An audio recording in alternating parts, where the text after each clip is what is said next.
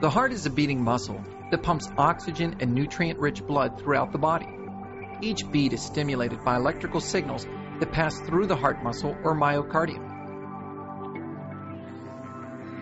In order to examine the function of the heart, a doctor may perform a test called an electrocardiogram or ECG, also referred to as an EKG. During this test, electrodes are placed on the chest and recordings are then made of the heart's electrical signals. Sometimes the electrodes are also placed on the arms and legs.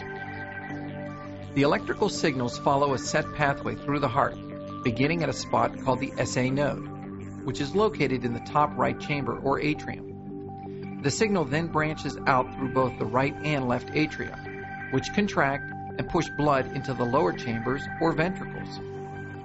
The electrical signal also passes into the ventricles via the AV node and then travels down the tissue that separates these two lower chambers. Finally, the signal travels back up the ventricles, which contract and pump blood to the lungs and body. Variations from the normal electrical pattern may indicate damage to the heart due to a heart attack or heart disease. Often a patient will be required to perform a stress test during an ECG.